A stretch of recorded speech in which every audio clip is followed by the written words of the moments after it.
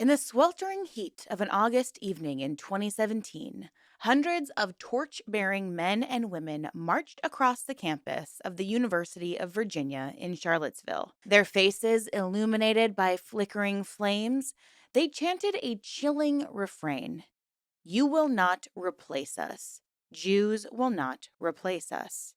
The images broadcast across the world felt surreal, as if torn from the grainy reels of a 1930s fascist rally or a Jim Crow era night ride. But this was not a page from history. This was America now. Charlottesville wasn't the beginning, and nor would it be the end.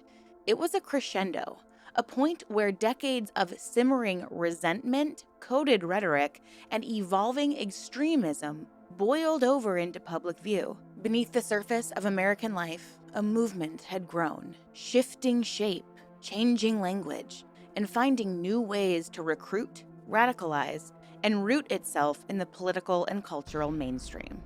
It called itself white nationalism. So today we are going to dive into what exactly white nationalism is and how it's become a driving force in the political atmosphere. So sit back, relax, and take a deep breath. It's time to let the fresh air in.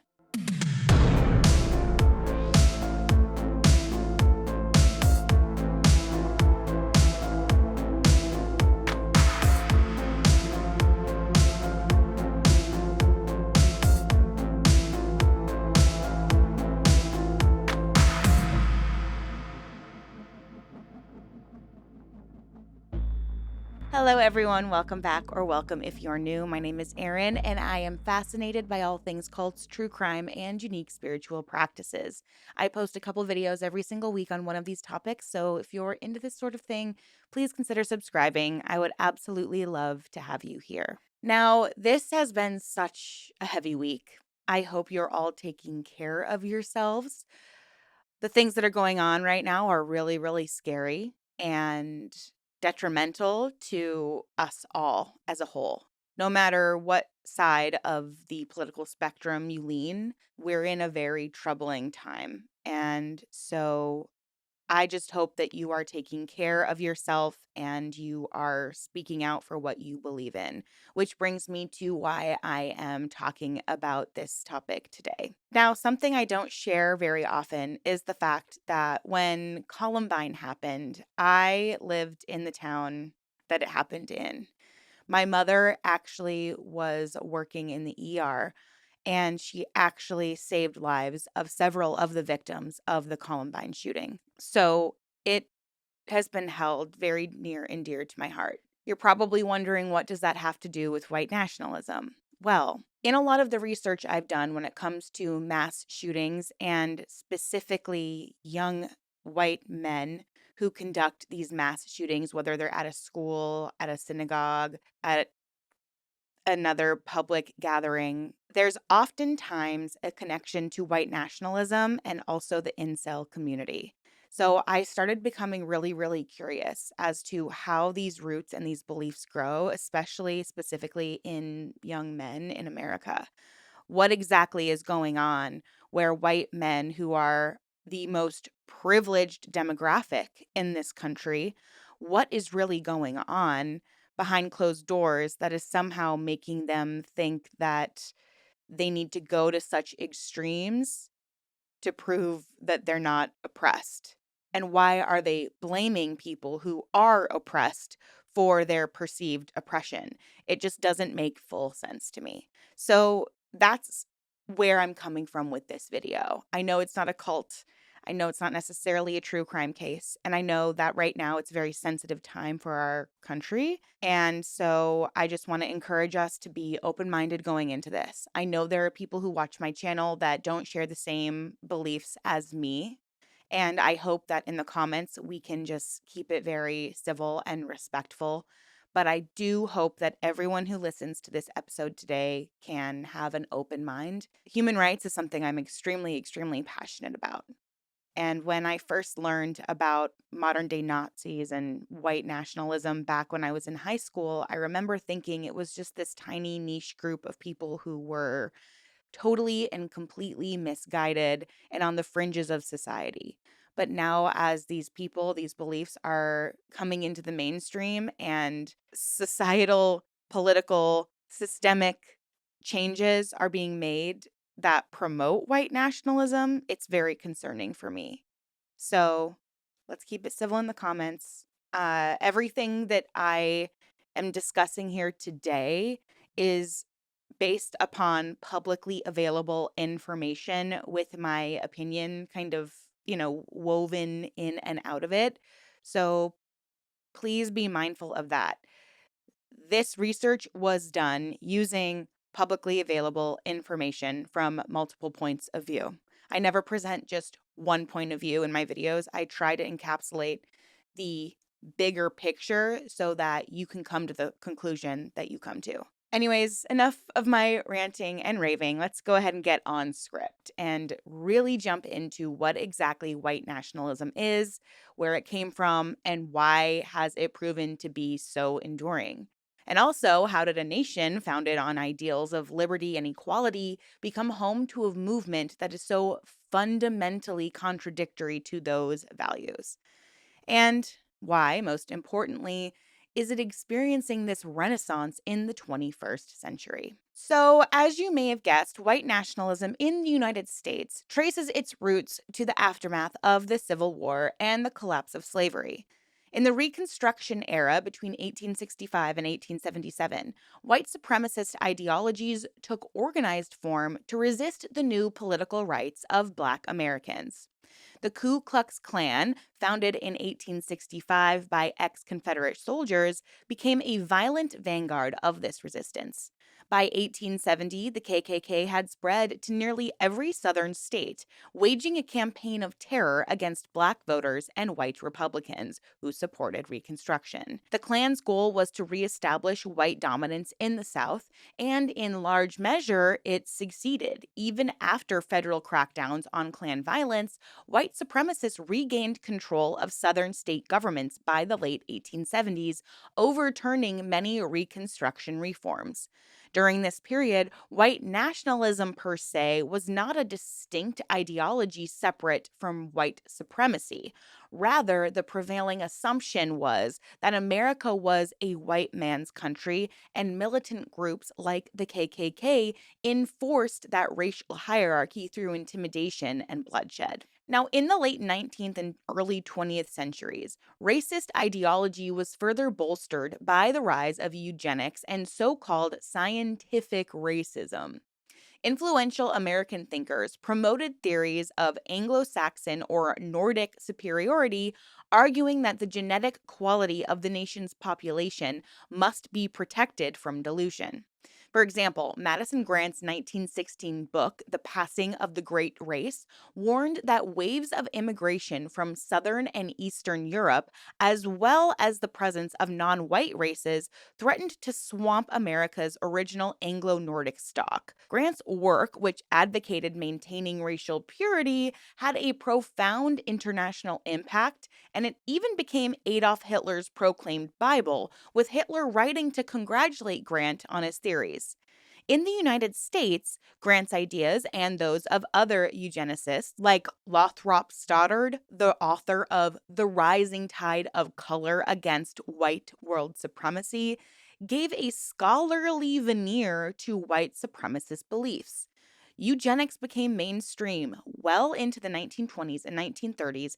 It was common for American reformers and academics to support theories of selective breeding and to warn of race unaliving if Anglo Americans did not maintain dominance in reproduction and immigration. Now, this pseudo-scientific racism laid intellectual groundwork that later white nationalists would draw upon, framing their cause as a defense of biological integrity of the white race, even though modern white nationalism often rejects or misinterprets actual science in favor of racist mythologies. Yeah, classic cognitive dissonance right there. White nationalist ideology also inherited the fervent nativism of the early 20th century. The 1910s and 1920s saw a resurgence of the Ku Klux Klan, which had been dormant for decades. So, this second Klan, reborn in 1915, expanded its hatred beyond Black people to target immigrants, Catholics, Jews, and other minorities in the name of 100% Americanism. By the 1920s, the KKK had perhaps 4 million members nationwide and significant political clout. It preached that only white, Protestant, native born Americans were true patriots, which is really ironic considering how the founding fathers basically took over true American born people and communities and land, but totally different topic there. Now, the nativists' climate culminated in the Immigration Act of 1924, the Johnson Reed Act, which drastically restricted immigration from outside Northern Europe. Lawmakers who passed this act were directly influenced by eugenicists and nativist arguments, essentially enshrining a vision of America as a white Anglo Saxon nation. Historian Stephen Kantrowitz notes that even as the Second Klan began to crumble in the late 1920s, its core ideas triumphed. Congress had dramatically curtailed undesirable immigration. Obviously, that's in quotes. And eugenics remained common sense in American public discourse. In short, white supremacist ideology was far from fringe. It was woven into policy and popular beliefs. Now, during this era, one can see the precedents of modern white nationalism, a belief that America's identity and survival depends on its racial composition, and a willingness to use state power to preserve a white majority. Overt white supremacist activism waned somewhat during the Great Depression and World War II, when the fight against Nazi racism abroad made overt racism less publicly acceptable at home. Yet, even in the mid 20th century, ideas of white superiority persisted. Pro segregation politicians and writers argued for racial integrity and against integration, especially in the South. After World War II, as the civil rights movement gained momentum, there was a segregationist backlash that, in many ways, prefigured later white nationalist arguments. White citizens' councils, sometimes called the Uptown Klan, sprang up in the 1950s to oppose school desegregation using economic and political pressure while cloaking their racism in more respectable rhetoric.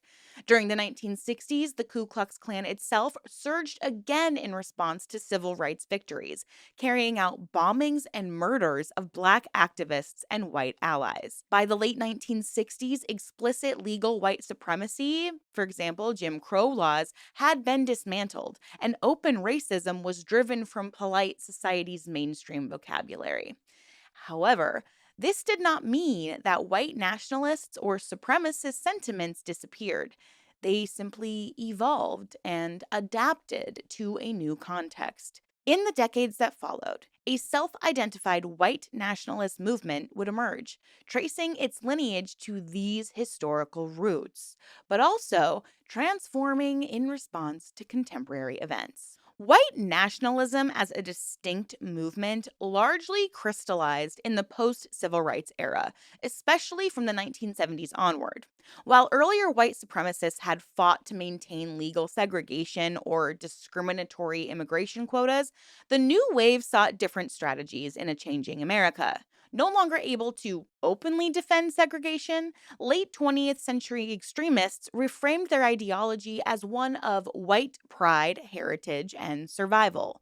The very term white nationalist came into use as a way to sound slightly more palatable than white supremacist, emphasizing the desire for a white defined nation rather than explicit claims of racial superiority. In practice, though, the two concepts overlap heavily, and white nationalists consistently expressed racist beliefs even as they attempted to soften their image. During the 1970s, a number of far right and racist groups began to network and form what analyst Kathleen Belew has called the White Power movement. These included remnants of the KKK, neo Nazi organizations, and new groups with paramilitary leanings.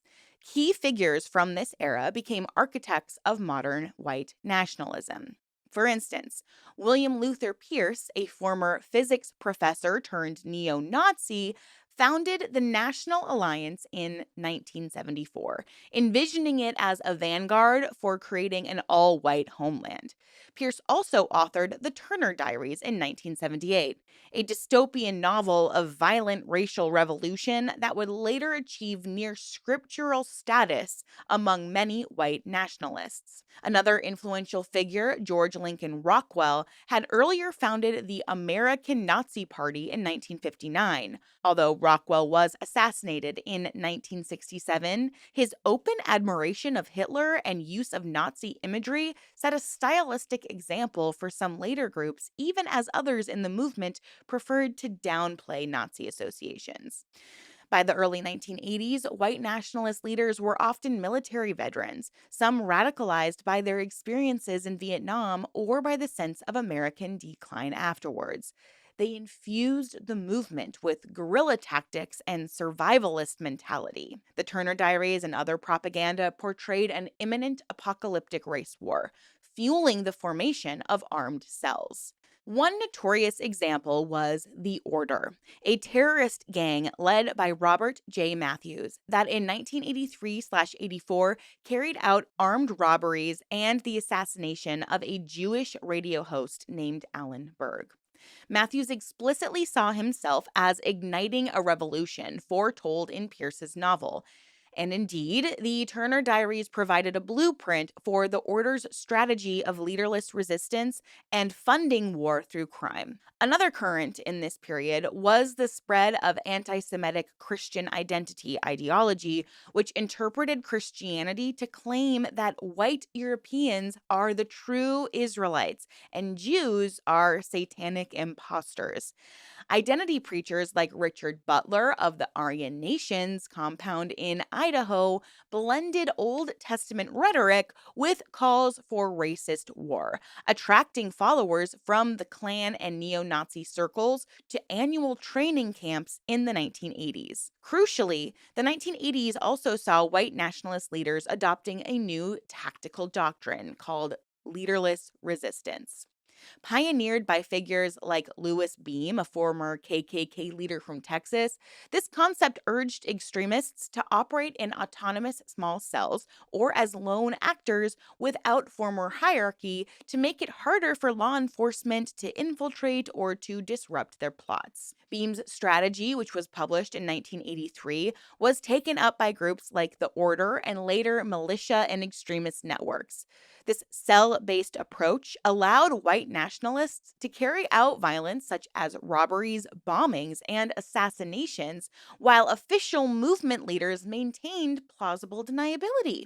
It also fit with the movement's growing anti government sentiment. Many white nationalists came to view the federal government as an enemy, especially after armed confrontations like the deadly FBI siege at Ruby Ridge in 1922, which involved a white separatist family, and of course the Waco standoff in 1993. These incidents were seen as proof of an oppressive government and were heavily mythologized in far right circles, further blending anti state patriot militia ideas with racial nationalist ideology. Perhaps the clearest example of white nationalism edging into the political mainstream in this era was David Duke, a former Ku Klux Klan Grand Wizard who remarkably recast himself as a suited, media savvy politician.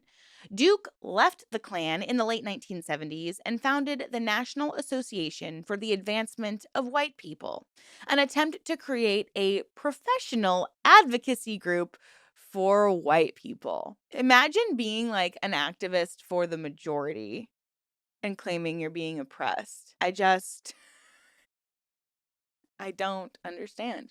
So in 1989, running as a Republican, Duke won a seat in the Louisiana state legislature, the first open white supremacist to win office in the U.S. in the post civil rights period. Duke achieved this by softening his image. He swapped the Klan robe for a coat and a tie.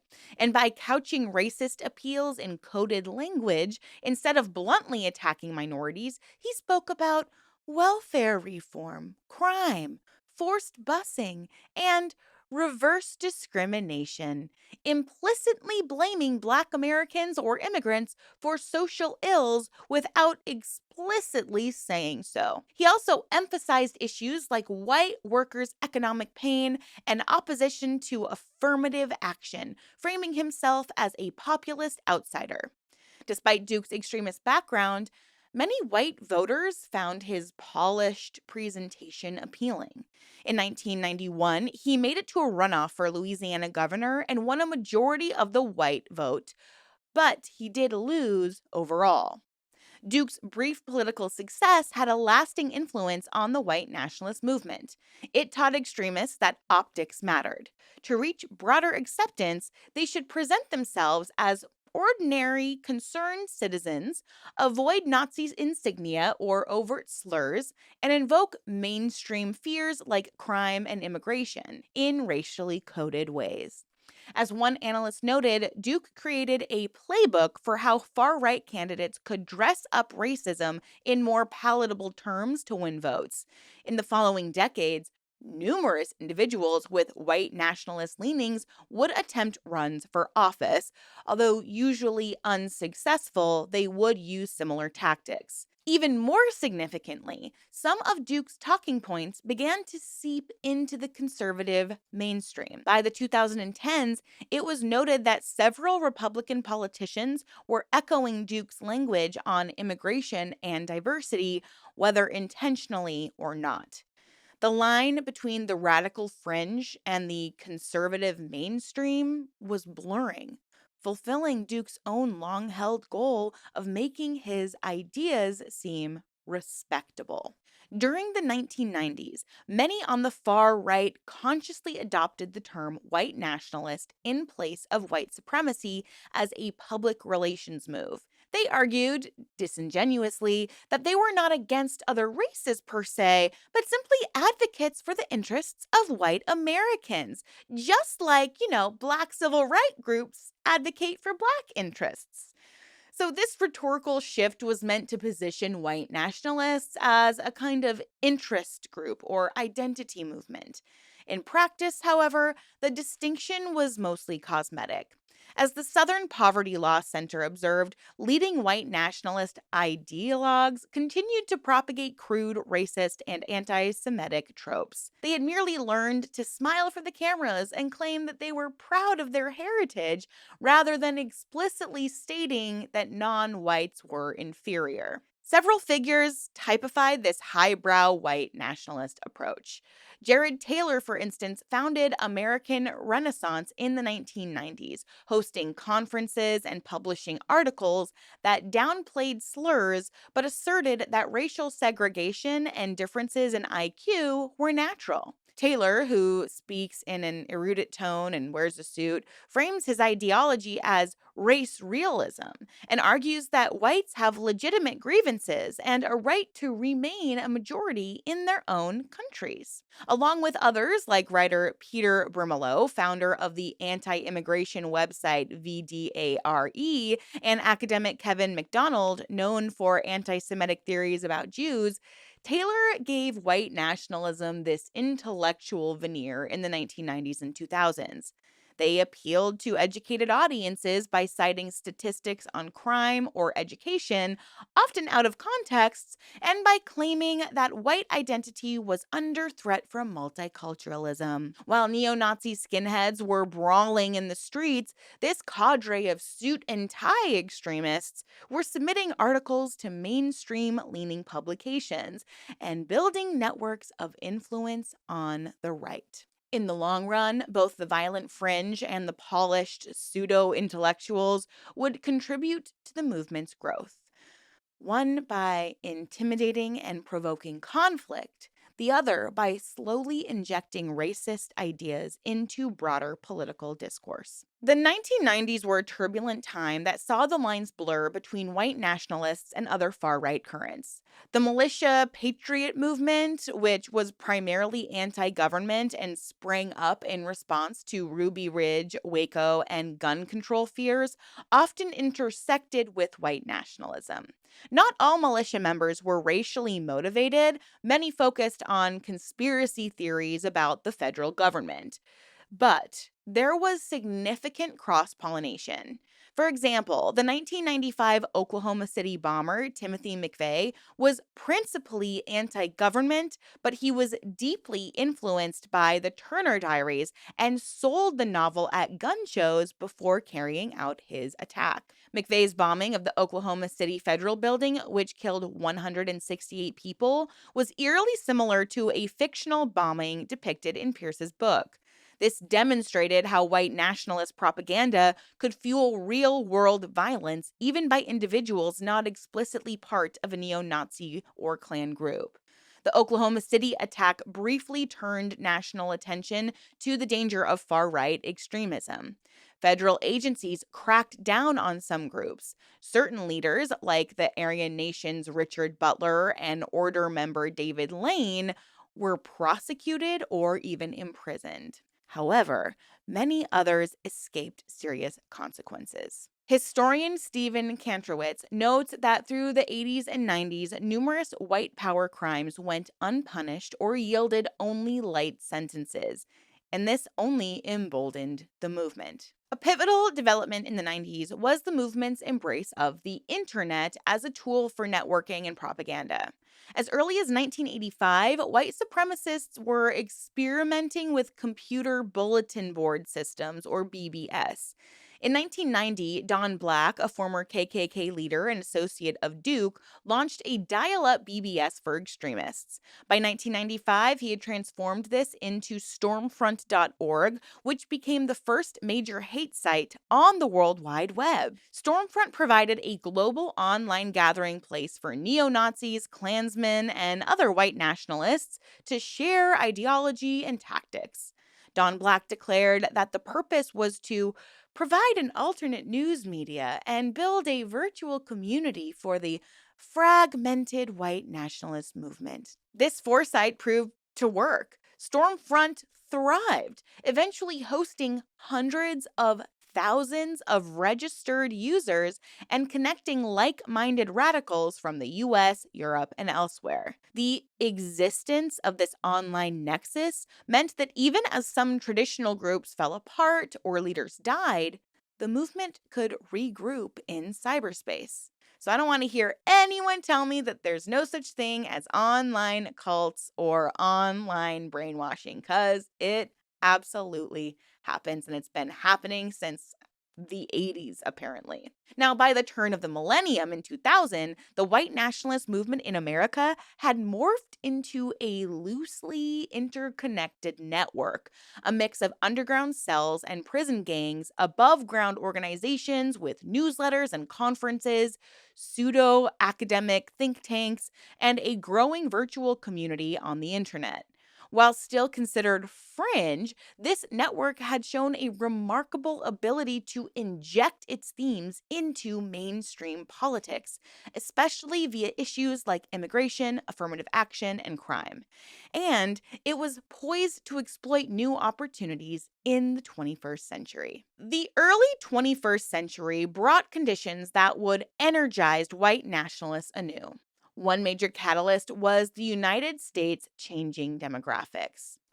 Census data revealed that the country was becoming more racially diverse and that by the mid 21st century, whites would likely no longer be an absolute majority. So, to white nationalists, this trend confirmed their worst fears of racial replacement. Oh no! They increasingly popularized the slogan white genocide to describe what they saw as a systematic plan to erode the white population, a repackaging of Madison Grant's old alarm about race unaliving.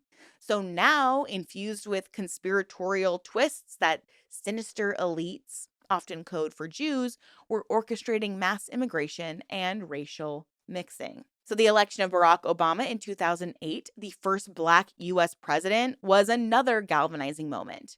On one hand, Obama's victory symbolized racial progress and was celebrated by many Americans. On the other hand, it deeply alarmed white supremacists and fueled a surge in recruitment and propaganda on the extreme right. Monitors like the SPLC reported a sharp increase in hate groups in the years immediately after 2008, as various strands of the far right, from old line Klansmen to new patriot groups, found common cause in their hostility toward the Obama administration. Racial animus that had once been confined to the fringes began to coalesce with broader right wing discontent. So, for example, in the Tea Party movement that emerged in 2009, it would be inaccurate to label the Tea Party a white nationalist movement, but it was a mostly mainstream conservative anti tax, anti government movement. But it did provide a fertile environment for nativists and racist undercurrents. Some Tea Party rhetoric, such as fervent opposition to immigration and hints that Obama was not a legitimate American, otherwise known as the birther conspiracy theories, mirrored themes long present in white nationalist literature. And during these years, white nationalists themselves focused fire not only on liberals, but on establishment conservatives, accusing mainstream Republicans of betraying the white base by supporting globalism, wars overseas, or moderate immigration stances. So, this set the stage for a fracture in the conservative coalition, one that would erupt publicly by 2016. By the 2010s, a new term entered the lexicon. The alt right, short for alternative right, coined around 2010 by white nationalist Richard Spencer and others, the alt right described a loose, online driven movement of young, mostly white, young male activists who were frustrated with mainstream conservatism and embraced a mix of extreme ideologies, including white nationalism, anti feminism, anti Semitism, and internet fueled trolling culture. The alt right consciously aimed to distinguish itself from the stereotypes of the old KKK or skinheads. Spencer and his peers marketed the movement as identitarian or pro white identity politics, often with a satirical or ironic presentation that resonated with the internet subcultures. They used memes such as Pepe the Frog and in jokes and often cloaked racist ideas in layers of irony and humor, making them more palatable or dismissible as just trolling. This strategy acted as a recruiting tool. Young people might share a meme ironically at first and gradually be introduced to more overtly hateful content in a seemingly lighthearted context, and we can just thank the algorithm for that. Despite its novelty in style, the alt right was fundamentally a reinvention of white nationalism for the social media age. Richard Spencer himself described the alt right in 2016 as identity politics for white Americans. Alt right bloggers and podcasts railed against multiculturalism. They celebrated Western civilization as a white achievement and often indulged in crude racist or sexist harangues. They also amplified the great replacement theory, the notion that white populations are being deliberately replaced by non white immigrants, which did become a core belief of theirs. But what set the alt right apart initially was its successful use of mainstream social media and internet platforms to propagate these ideas to a broader audience. Unlike earlier generations of white nationalists who operated in relative isolation or in niche forums like Stormfront, the alt right exploited Twitter, YouTube, Reddit, and Facebook to try to push their messages into the feeds of ordinary people. One major boost to the alt right's visibility was the 2016 US presidential campaign of Donald Trump. Now, Trump was not necessarily a white nationalist himself, but his hardline stances on immigration, for example, calling Mexican immigrants R-words and vowing to ban Muslims, and his populist anti-establishment style strongly appealed to white nationalists and alt-right individuals. Many extremists interpreted Trump's rhetoric as echoing their own sentiments. For instance, Trump's warnings of immigrant invaders or his slogan America First, which had its roots in nativist and isolationist movements of the past. And as a result, alt-right leaders openly started to support Trump. Richard Spencer and others rallied behind his candidacy, and famously, former Klan leader David Duke endorsed Trump and declared that Trump was adopting the issues Duke had championed for years. Although Trump disavowed Duke under public pressure, he frequently retweeted content from alt-right or conspiracy accounts,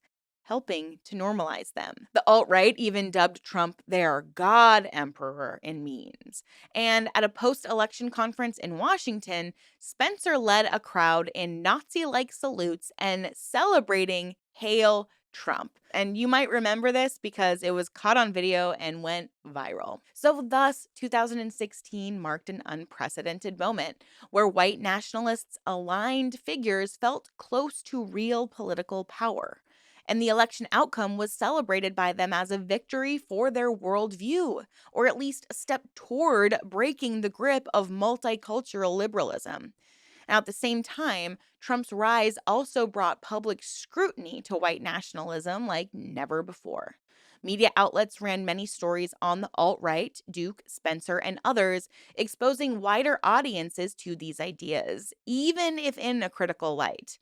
This phenomenon, fringe ideas gaining attention through mainstream coverage, arguably played into the alt-right's hands and only spread their message further. It also underscored how much the landscape had changed. White nationalists were no longer hidden in the shadows or behind hoods. They were on TV, in suits, using Twitter, and even getting occasional nods from political candidates. The high watermark of the alt-right's street presence came in August 2017 in Charlottesville, Virginia. There, various white nationalist factions from neo-Nazis to Klan members to alt-right meme warriors converged for the Unite the Right rally, ostensibly to protest the removal of a Confederate statue. Marching with torches and chanting phrases like "Jews will not replace us," the crowd made the movement's racism and anti-Semitism overt before the nation. Clashes with counter-protesters ensued, and a white supremacist attendee ended up murdering a counter-protester, Heather Heyer, with his car. The Charlottesville rally was a pivotal moment. It vividly showed the country the face of 21st century white nationalism. Young and old, carrying Nazi flags and Confederate symbols openly, and it spurred a broad public revulsion. In the aftermath, many participants were identified and faced social consequences. Tech companies began aggressively deplatforming alt-right and extremist accounts, and the alt-right's previously cocky momentum faltered. Spencer and other leaders became more reticent about holding public rallies after Charlottesville, as they faced lawsuits and constant opposition. By 2018, commentators noted that the alt-right as an organized movement was in disarray, imploding, as one ADL expert put it. Prominent figures were banned from major social media and payment platforms. Internal infighting broke apart groups like the Traditionalist Worker Party, and without easy access to mainstream audiences, recruitment became harder. Spencer himself admitted that losing Twitter, Facebook, etc. essentially exiled them to the fringe. Many alt-right adherents migrated to smaller alt-tech platforms like Gab and 4chan, which kept the ideology alive, but in more isolated echo chambers.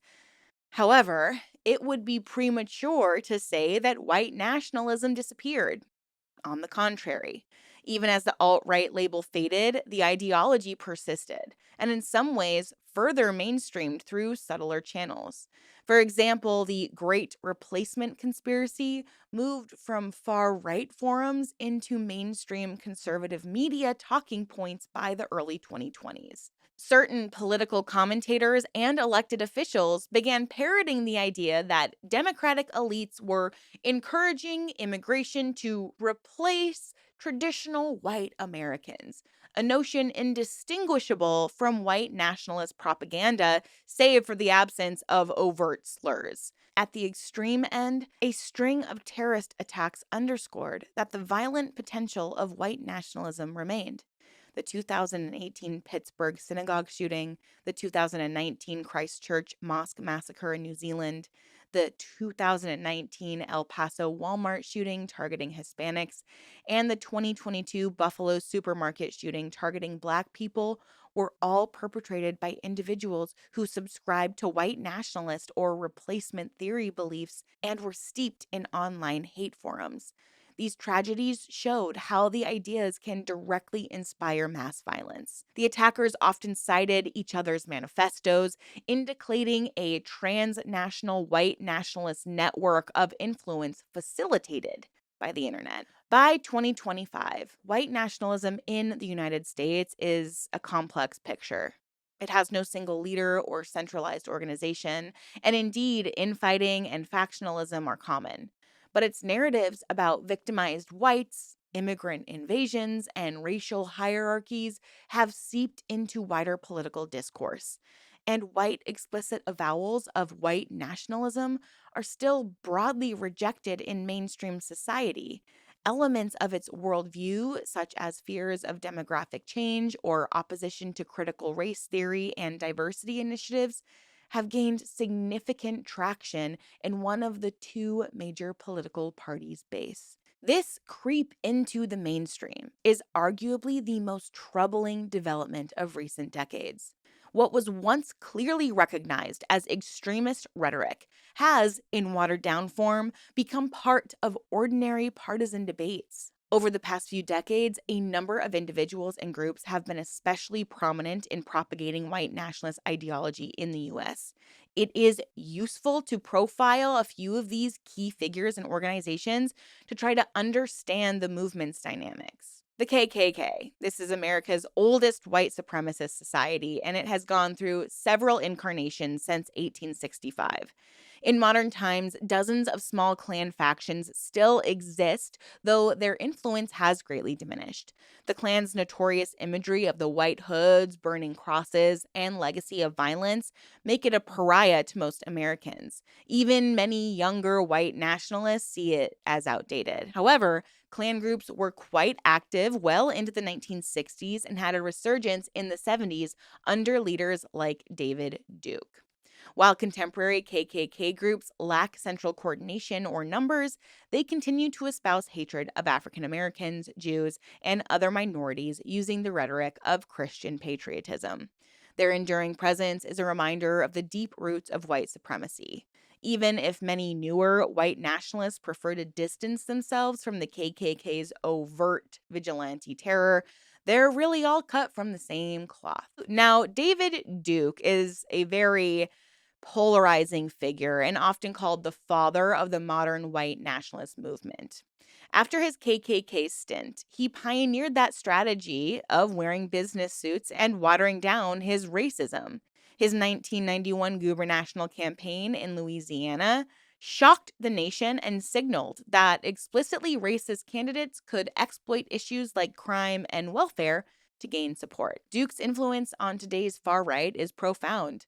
Many younger extremists cite his writings or interviews. Though largely sidelined in mainstream politics after the 90s, Duke remains active on the margins of the internet, like his own little internet radio shows, and periodically still attempts to run for office. His longevity and evolution from Nazi sympathizer to actual elected official and then to outcast serve as a case study of the movement's trajectory. Or one can only hope. Can we just toss all these white supremacists aside? Thank you. Now, mentioned earlier, Stormfront.org is the seminal white nationalist online forum that was launched by Don Black. For many years, Stormfront was the largest global meeting place for hate groups, essentially the prototype for how extremists would use the internet. It allowed users to share propaganda, organize events, and mentor newcomers.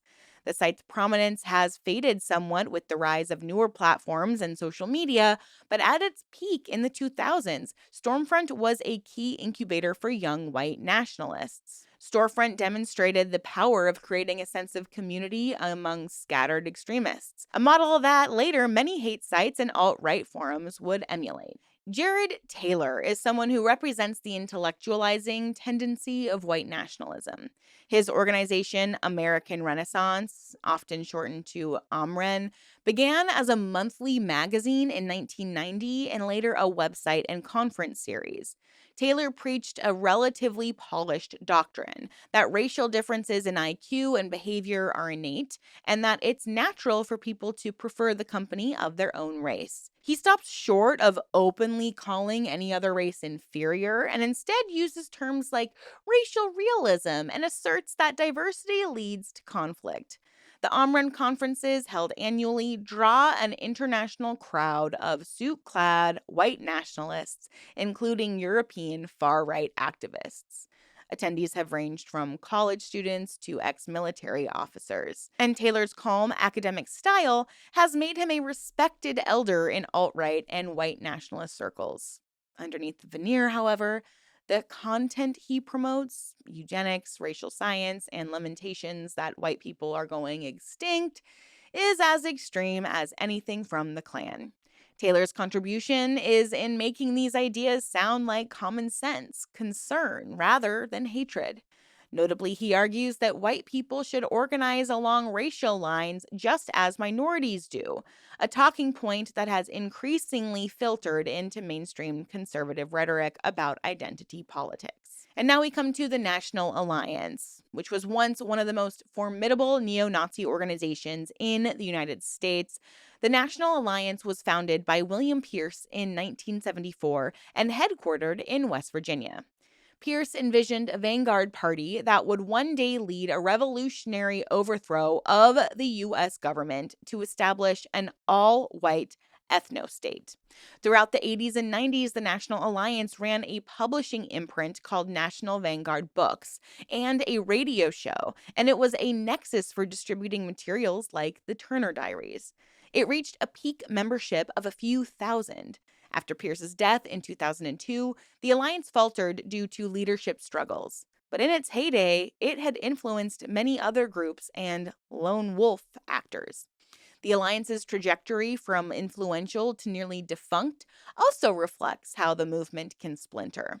After Pierce, some members spun off into more militant cells, while others gravitated towards the emerging online communities. Now we come to the Aryan nations and Christian identity movements. Aryan Nations was led by Richard Butler from the 1970s to 2000, and it was a neo-Nazi group with a survivalist religious twist. Butler's Idaho compound served as both a church for the Christian identity sect and a training ground for white supremacists, and many serial killers. Yeah. You'd be amazed at how many serial killers lived off the grid in Idaho. Israel Keys is one of them. I have done, it was one of my first videos I ever did. He grew up in a white nationalist Christian identity group in Idaho. A lot of them ended up kind of migrating to that area because of its dense forests, and they could like openly celebrate their hatred of non-white people. It's truly it's truly crazy. I'll try to remember to link it above so you can listen to it, but I'll definitely put it in the description below, the link to that Israel Keys video. So through annual Aryan World Congress gatherings, Butler forged alliances among KKK members, neo-Nazis, and skinhead gangs, all under a pseudo-Christian banner that teaches that white people are the true chosen ones. Though Aryan Nations collapsed after a lawsuit bankrupted it in 2000, the networking it fostered survived in smaller identity churches and creative religious offshoots. Christian identity's significance lies in how it gave a theological justification for racist violence and drew in individuals seeking a higher spiritual purpose for their hate. A dynamic that still persists in some militia and prison gang subcultures today, and of course, certain conservative voters. And now we have the alt-right personalities, because the 2010s saw the rise of a new crop of public white nationalist figures, often media savvy and very young. Richard Spencer, who coined the term alt right, became the best known of these. He founded the National Policy Institute, a think tank for white identity politics, and he was a slick spokesman until Charlottesville totally tarnished him and his reputation. Andrew Anglin, the founder of the Daily Stormer website, pioneered a style of aggressively trolling propaganda, mixing vicious slurs and harassment campaigns with memes aimed at radicalizing disaffected youth. Milo Yiannopoulos, though not a white nationalist per se, he did ally with the alt-right figures, and Mike Cernovich pushed overlapping extreme ideas into wider circulation. And perhaps the most significant late 2010s figure to emerge is Nick Fuentes, a self described American nationalist in his 20s who leads the so called Groypers, a group of far right youth. Fuentes and his followers espouse Holocaust denial, misogyny, and racist ideals, but they also attempt to infiltrate mainstream Republican circles, for instance, by attending conservative conferences and challenging GOP officials for not being sufficiently hardline. And this is another manifestation of the Duke playbook, operating inside the system to shift it further right. While many of these alt right figures face deplatforming, they continue to find ways to reach audiences. Fuentes, for example, runs streaming shows on alternate platforms.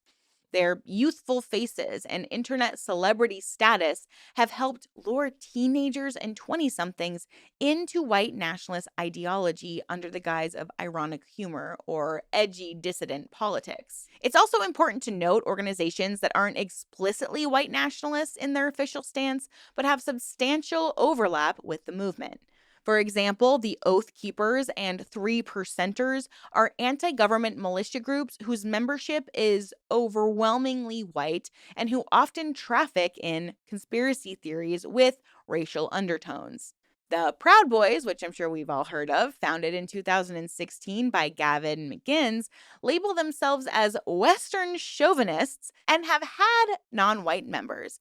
They insist they're not racist, but the group has become a magnet for white nationalist adjacent individuals and was praised by many on the alt right. Proud Boys' ideology emphasizes misogynistic and anti Muslim, anti immigrant views, and members have been involved in street violence. While not a white nationalist group per se, the Proud Boys demonstrate how the ecosystem of extremists overlap. Someone might join such a group for the fraternity and macho brawling and then be exposed to more explicit white nationalist ideas through networking events or online communities. And indeed, many white nationalists celebrated when Trump, in a 2020 debate, told the Proud Boys to stand back and stand by, seeing it as a wink of approval. Each of these figures and groups have contributed to the white nationalist cause in different ways through politics, literature, religion, media, or violence. They also illustrate the spectrum of extremism, from those wearing suits and writing pseudoscientific articles to those stocking arsenals for race war. The movement needs all these pieces: the thinkers, the recruiters, the foot soldiers, the keyboard warriors, all of it to function and grow. So, what actually leads individuals to embrace white nationalism? This question has been studied by sociologists, psychologists, and extremism experts for years. And there's no single profile that covers all cases, but research and interviews with white nationalists have revealed some common patterns and themes in the backgrounds and mindsets of those who join such extremist causes. A recurring motive is a sense of threatened identity. Many white Americans drawn to white nationalism report feeling that they have lost or are losing something. whether it be status, economic security, cultural dominance, and they attribute this loss to the rising fortunes of minorities. And as the country grows more and more diverse and as movements for racial justice gain prominence, these individuals perceive a zero-sum game in which any advancement by people of color must be coming in at the expense of white people. Sociologist Brian Levin describes that as America becomes more racially diverse, some young white men are encouraged by extremist rhetoric and some politicians to view diversity and movements like Black Lives Matter as a direct threat to their own future. And this fear is not purely economic, it is deeply psychological. A fear of displacement and a dread that the traditions and identity they value are being erased. White nationalism offers a clear, albeit false, explanation. It's not your fault you feel left behind. It's the fault of multicultural elites and immigrants. You should be on top. That's your birthright. Now, this narrative of victimhood and reversal of racial hierarchy is seductive to those who feel bewildered by rapid social changes. Another factor is social isolation or disruption of one's personal life. Long-term fieldwork by sociologist Pete Simi, who spent years interviewing extremists, found that many had had unstable or traumatic childhoods, family disruption, whether it be divorce, parental incarceration, or even substance abuse, was common. Such experiences can breed resentment or a need for belonging that makes a young person vulnerable to extremist recruitment. However, it is crucial to note that not all come from broken homes. Many other report normal upbringings. The common thread is often a period of alienation, feeling like a failure, an outsider, or someone robbed of purpose. Similarly to anyone who gets sucked into any other cult. This is a viewpoint that is driven and exploits fear in people to grow its base. And it's oftentimes these people that say, stop living in fear, who align themselves with white nationalist ideology, who are the real ones who are being controlled by fear because they're listening to this rhetoric that is invoking fear and anger. And if you are in fear and anger, you are the easiest to control. So all these people who think that they're totally in control, they're rebelling against big government, they're the ones that are actually being more controlled and not critically thinking. It just is so ironic to me. But it's the theme we see in every single cult that we've covered on this channel. Now, white nationalist groups intentionally position themselves as pseudo-families or brotherhoods to fill the void of not having a family or a community. For example, the Proud Boys market themselves as a fraternity for disenfranchised men, complete with rituals and a sense of comradeship. The group identity becomes a source of pride and support. It's groupthink at its best, or maybe worse in this case. Former extremists frequently recall that what initially attracted them was the camaraderie and acceptance, not necessarily the doctrine. Hate was the price of admission into this new family, and often it was learned after joining rather than being the initial draw. Just like any other cult.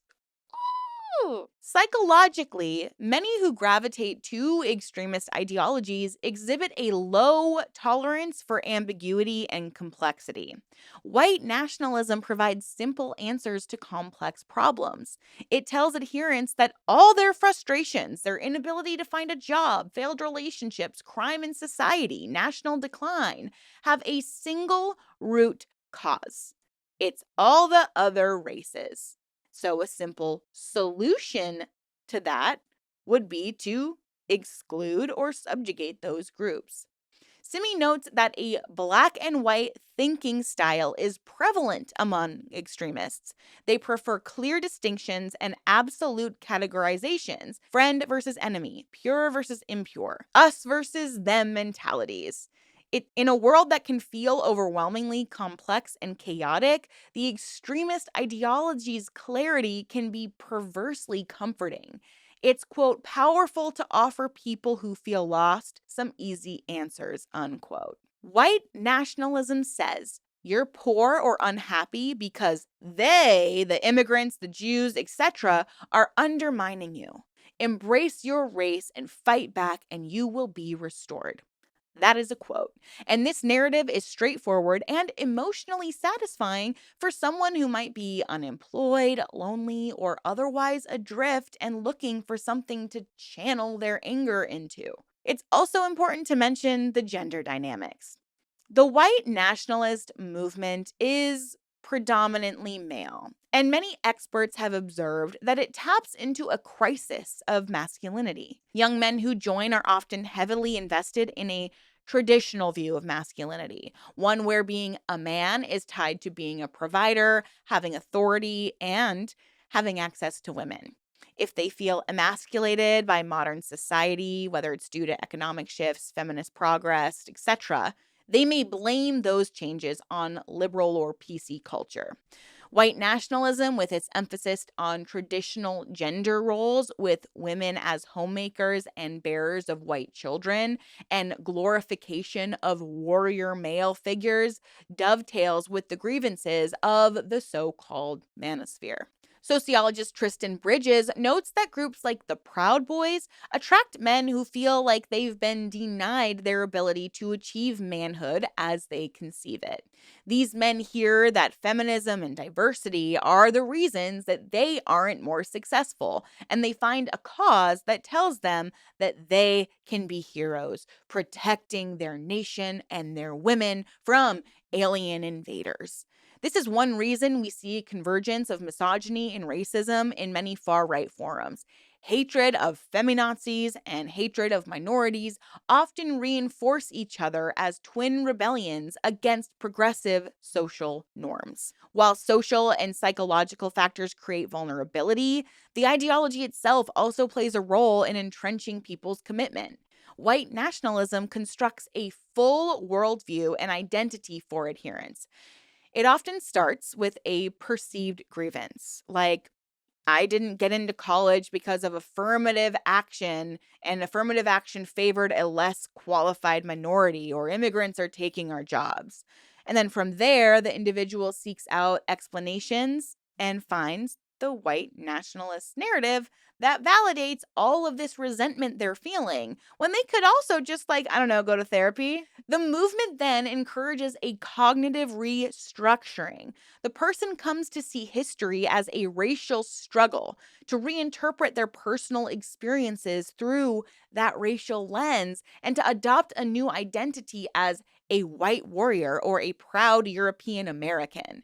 This identity can become totalizing, consuming their social life. They start dropping non racist friends and only hang out with their comrades. Their media diet, they only follow their own movement sites, and even in their appearance, they get tattoos or symbols of these racist views.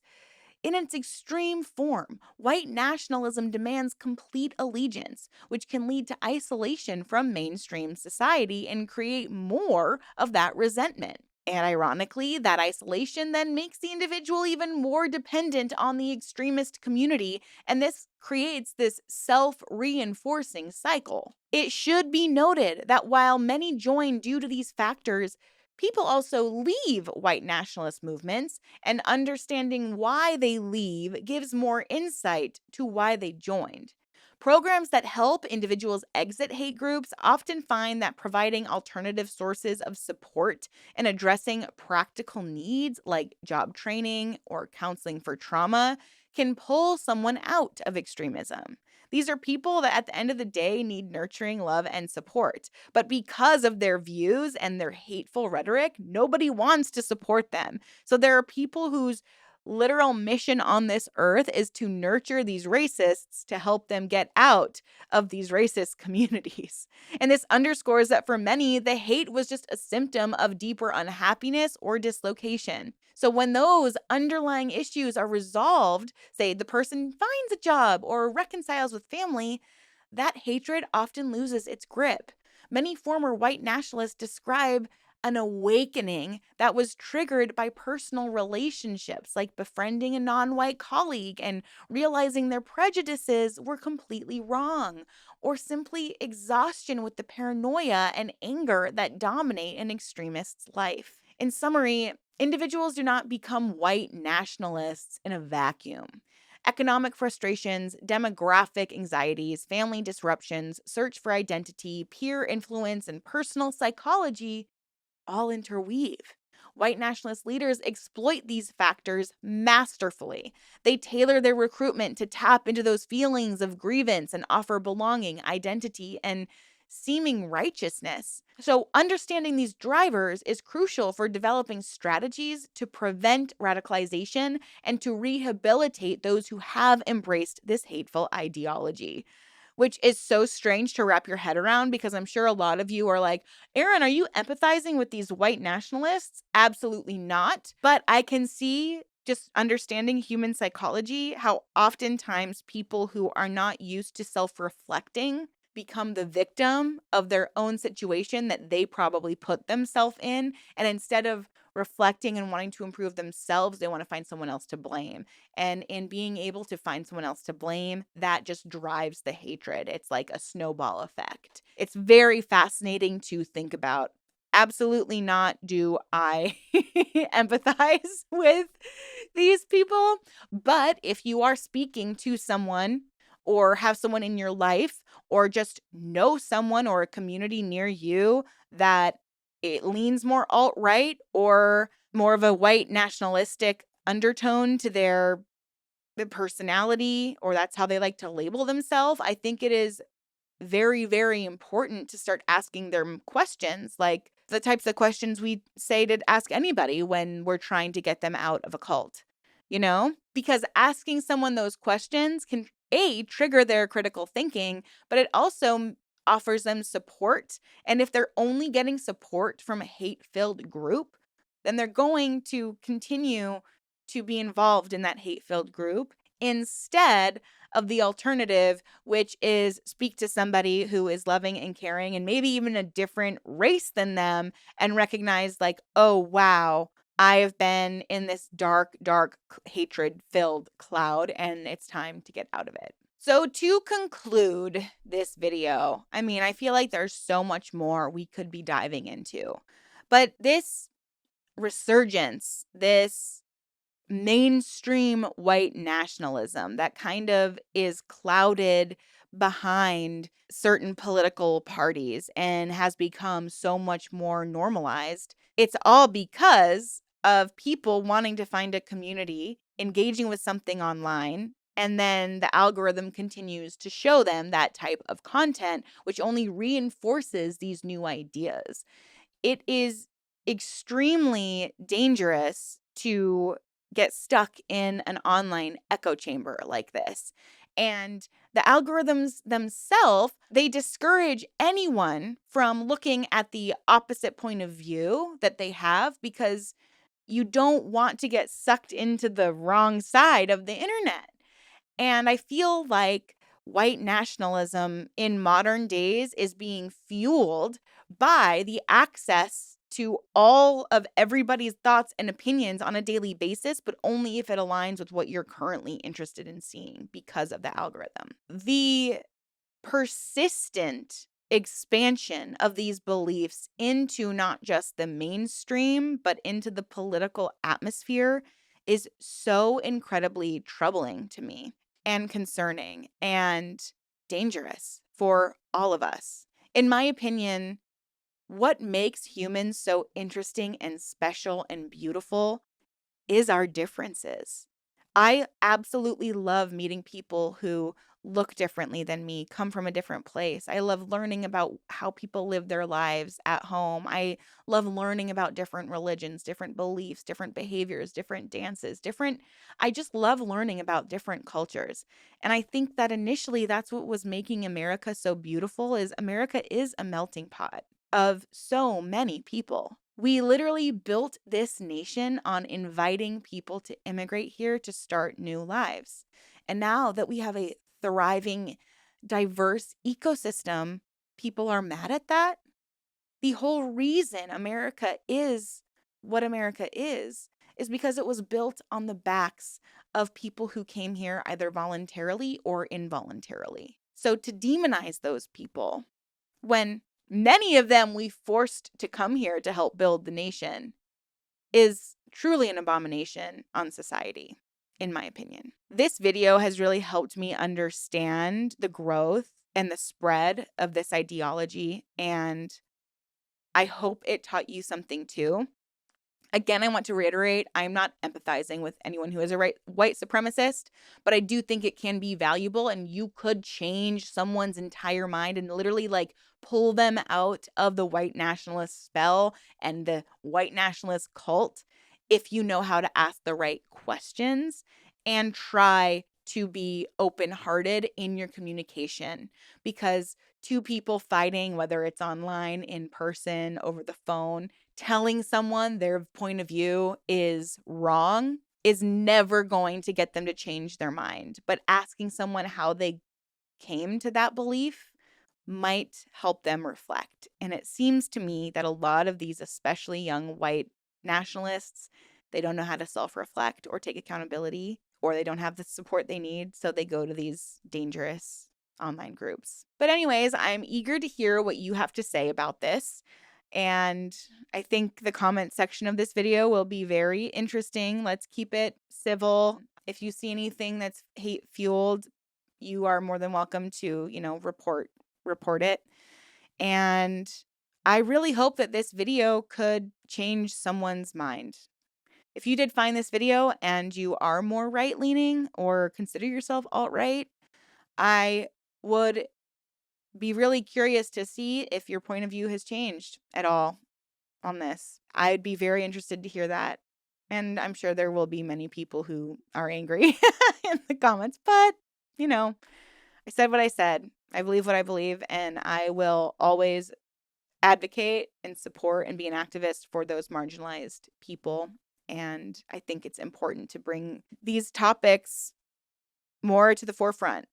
What's going on in our country right now is a disgrace, and it's disgraceful, it's scary, it's horrifying, and I just want this to be a place where we support each other and we strive to make a positive impact and positive change on a daily basis. Anyways, off my soapbox. Thank you guys so much for watching. Please like and subscribe and share your thoughts down below.